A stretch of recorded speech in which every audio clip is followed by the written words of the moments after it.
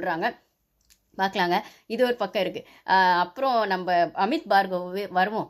அவர் தான் செம்ம அதிரடி உள்ள செம்ம என்ட்ரி கொடுத்துருக்காராமே. இவங்க அந்த கிழிச்சு போட்டது அதெல்லாம் கூட சாண்ட்ரா நான் சொன்ன மாதிரி அது 1 வாரம் 10 நாள் தான் அந்த ஒரு ஆட்டிடியூட் அதெல்லாம். அதுக்கப்புறம் வேறு வழி இல்லைன்ற மாதிரி எல்லார் வழிக்கும் அவங்களும் வந்து தான் ஆகணுன்றது இருக்கும். ஆனால் அமித் பார்கவ் வந்து நான் ஆல்ரெடி சொன்ன மாதிரி அவங்க கன்னடா பிக் பாஸில் ஒரு பிக் பாஸ் வாய்ஸாக கொடுத்துருக்காரு அப்படின்னும் போது அந்த டீமோட சேர்ந்து ஒர்க் பண்ணியிருக்காரு, வாய்ஸ் கொடுத்துருக்காரு. ஆப்வியஸாக டீம் கூட சேர்ந்து ஒர்க் பண்ணணும். அப்போ அவங்க வந்து என்ன பண்ணுறாங்க, பிக் பாஸ் ஷோ எப்படி கொண்டு போகிறாங்க, எப்படி எடிட் பண்ணுறாங்க எல்லாம் போது அந்த நுவான்சஸ் தெரியும். அப்போது எந்த விஷயத்துக்கு பிக் பாஸ் வாய்ஸ் கொடுக்கணும், இல்லை எந்த மாதிரி விஷயத்தை பிக் பாஸ் என்கரேஜ் பண்ணுவாங்க, எந்த மாதிரி விஷயத்தை ஆடியன்ஸ்க்கு ரீச் ஆகும், எந்த மாதிரி விஷயத்தை எடிட் பண்ணணும் அப்படின்றதெல்லாம் அந்த நுவான்சஸ் தெரியும். எது கண்டென்ட்டாக மாறும், எது ப்ரொமோவாக மாறும், எது வந்து ஜனங்களை வந்து அந்த அட்ராக்ட் பண்ணும் அப்படிங்கிறதுலாம் நல்லாவே தெரிஞ்சிருக்கும்னு நினைக்கிறேன் அந்த நுவான்சஸ்லாம். ஸோ அந்த டெக்னிக்கை உள்ளே கொண்டு வந்து ஆடுவார் போல் அப்படின்னு ஆல்ரெடி சொல்லியிருக்கேன். அது கொஞ்சம் சுவாரஸ்யமாகவோ இல்லை யூனிக்காவோ இருக்கும்னு அதை தான் இப்போ அந்த ப்ரொமோவில் பார்க்குற மாதிரி இருக்குது. இவங்கெல்லாம் வந்து நான் வந்து இப்போ போய் கிழிக்க போகிறேன், ஃபஸ்ட்டு பாரு வந்துட்டு அட்டாக் பண்ண போகிறேன் அப்படின்லாம் சொன்ன இடத்துல நான் எனக்குன்னு ஒரு ஸ்ட்ராட்டஜி வச்சுருக்கேன், நான் உள்ளே போய் என்ன பண்ணுறன்ற மாதிரி அவர் சொன்னாலும் உள்ளே போய் கரெக்டாக வந்து அட்டாக் பண்ணது பார்த்தீங்கன்னா ஃபஸ்ட்டு கனியை தான் அட்டாக் பண்ணியிருக்காரு. ப்ரொமோ நீங்கள் பார்த்துருப்பீங்க. உங்களை பார்த்தா அரசியல்வாதியை பார்க்குற மாதிரி இருக்குன்னா ஏன் அப்படி சொல்கிறீங்கன்னா, அரசியல்வாதிங்க தான் சுற்றி ஒரு 4 பேரை வச்சுக்கிட்டு வண்டி ஓட்டிகிட்டு இருப்பாங்க. அதான் நான் என்னோட லாங்குவேஜில் சொல்கிறேன். சுற்றி ஒரு 4 பேரை வச்சுக்கிட்டு வண்டி ஓட்டிகிட்டு இருப்பாங்க.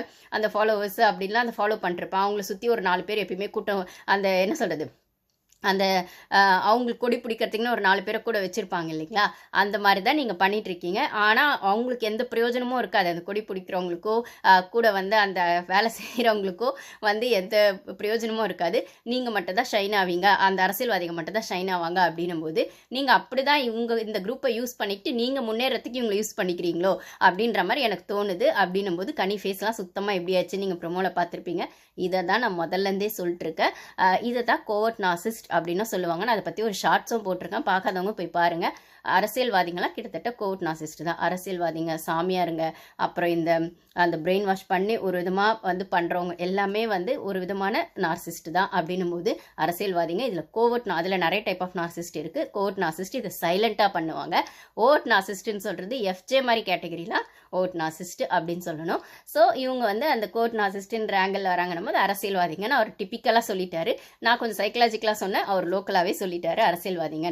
மற்றவங்களை வந்து பக்கத்தில் வச்சுக்கிட்டு தான் முன்னேறத்துக்கு அவங்களோட உழைப்பை வாங்கிக்கிறது, இல்லை இவங்க சௌகரியத்துக்கு அவங்கள உழைக்க வைக்கிறது அப்படிங்கிறது தான் அதுக்கான லாஜிக்னும் போது அந்த முகத்தெரிய கனியாக்காவோட முகத்தெரிய கிழிச்சிட்டாரு அப்படின்னு தான் சொல்லணும். அதுக்கப்புறம் வியானா திவாகர் வந்துட்டு ஆல்ரெடி விஜய் சாரே பாதி கிழிச்சிட்டாரு. பாவம் வாட்டர்மெலன் சக்கே ஆயிடுச்சு அப்படின்னு தான் சொல்லணும்.